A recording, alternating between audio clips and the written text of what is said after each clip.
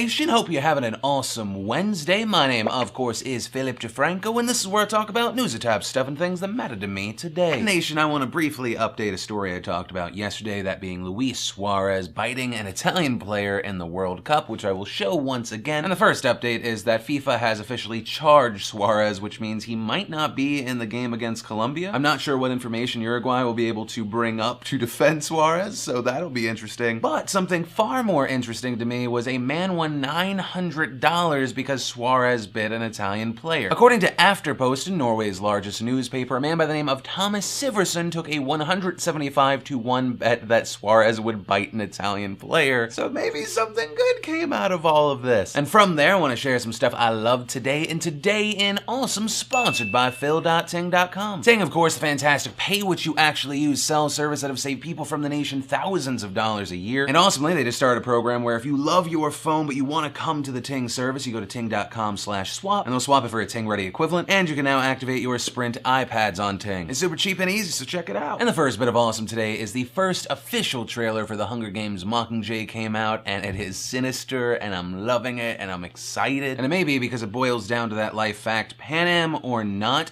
white dudes in all white, nothing good can come from that. Then in other video awesome, IGN has a sick behind the scenes showing how motion tracking turned the actors into primates for Dawn of the Planet of the Apes. It's really impressive and cool to see how they do all this. Then in a bit of awesome that will make you happy but also possibly tear up, a couple, Rowden and Lizelle, decided that they wanted to get married. But after making that decision, they found out Rowden had stage 4 liver cancer, and unfortunately became obvious that that would never happen. So his fiance, his family, his friends, they worked tirelessly to put together a wedding in the hospital. They videoed the whole thing. It's sad, but it's also happy because it happened, and then he died 10 hours later. And while it is inherently sad, it just made me feel happy that so many people put in work so someone they cared about could go out happy. And Nation, the last bit of awesome today is a lovely lady of the day segment. Reason being is the internet made me aware yesterday that a model by the name Anna Faith Carlson existed in the world, and that oddly she had a very similar appearance to Elsa from Frozen. And I find myself very interested for science reasons, and so I made a lovely lady of the day gallery that exists now, and wow, this changes how I view that movie. So if you would like to see her for, of course, science reasons and or anything else I talk about today, links in the description down below. Then in big international news and amazing accidental PR, there's a movie coming out soon with Seth Rogen, James Franco, called The Interview. The plot of the movie is these two guys are journalists. They're gonna go to North Korea to interview Kim Jong-un, and they get recruited by the CIA to assassinate Kim Jong-un. The trailer looks amazing and ridiculous, but today North Korea decided to respond by saying that releasing this movie will be an act of war by the United States, and thus there will be a merciless retaliation against us. The North Korean spokesman adding, making and releasing a movie on a plot to hurt our top-level leadership is the most blatant act of terrorism and war and will absolutely not be tolerated. This movie challenging the North's leadership has triggered a gust of hatred and rage among North Korean people and soldiers, which I would actually believe if North Korea wasn't essentially cutting their people off from the world and had prison camps and other North Korean measures that make people that are starving think that the people that lead them are essentially gods. And what's kind of funny is that by saying this, more people are now going to watch this movie. Like if I ever write a book and it has like anti-religious things in there, I'm sending all the first drafts of that book to every Christian blog out there. Why? Because people are gonna get angry, some places might even ban it, and it makes people interested. This case with North Korea, which is essentially a country that if it was a person would be a toddler with a hand grenade, is no different. And the main point of the story is that when the interview comes out and you don't watch it, that means you support North Korea, so there's that, you dick. And then in the United States, a bunch of big decisions were made. In Indiana, a judge ruled that the state's gay marriage ban was unconstitutional, and in Utah, a federal appeals court ruled that the state can't ban gay marriage. Now, it should be noted, Indiana's attorney general has said that they will appeal this, but the judge didn't issue a stay, so if you are wanting to get married in Indiana and are gay, you can do so immediately. And of course, cases like this could eventually go to the Supreme Court, but the Associated Press said the earliest that this could happen is even next year. And as far as the Supreme Court goes, two big decisions were made there as well. The first is that they declared Aereo illegal. If you don't know what Aereo is, it's essentially a digital TV antenna plus DVR service. To try and sum it up, if you have an antenna antenna, you know, those rabbit ears in your house, you can get things like ABC, CBS, Fox, blah, blah, blah, all for free. It's all out there in the airwaves. And so this service was kind of a cord cutter's dream. You would pay $8 a month. They'd set up an antenna for you at one of their establishments. They'd also connect it with a DVR, and boom, just like that, a bunch of your favorite channels live and on demand with your Roku, your phone, your computer. And it was a very interesting service, something that could really maybe change the future, but the Supreme Court said it violated copyright law, saying what they were doing was basically being a cable company and not just an innocent company that had antennas and then pushed the service to people. And the reason I keep using the past tense is with this decision in place, although the company isn't automatically shut down unless they massively pivot, even the owner of the company said they have really nowhere to turn. And then the other big Supreme Court decision today was around cell phones. Today they unanimously ruled that the police need warrants to search the cell phones of people they arrest, saying that the vast amount of data contained on modern cell phones must be protected from routine inspection. What's really odd though is the cases that made this go to the Supreme Court involved a guy who was actually found guilty. A guy by the name of David L. Riley. He's pulled over in 2009 because he has expired tags. The police find loaded guns. They then look through his phone. The phone then contains information that leads them to realize he was involved in attempted murder, and he was sentenced to 15 years to life in prison. So an instance of maybe the bad guy gets away if they didn't have this. So it was very interesting that that was the case. Although it could be theorized because he had guns in the vehicle, they would then later be able to get a warrant. So some big changes today on personal privacy, personal rights, and possibly something that could have changed the future of TV. And Nation, that's actually where I want to end today's show, and I'd love to know your thoughts on anything I talked about today, but it does bring us to the big question of the day. Do you agree with the decision that the police need to have a warrant to search your phone? You think, yes, police officers just being able to look through your phone is the equivalent of people saying papers, please? Or no, this will just be a more red tape, another hurdle for police that may make it so the bad guys get away. I'd love to know what you think and why in the comments down below. And remember to possibly win a $100 Amazon gift card. Just leave a comment down below. Maybe while you're at it, hit the like button, favorite, subscribe. Also, thanks again to the sponsor of today's show, Phil.ting.com. But, of course, as always, my name's Philip DeFranco. You've just been filled in. I love yo faces, and I'll see you next time, unless you're going to VidCon, in which case I'll see you very soon, and hopefully you play Ninja with us.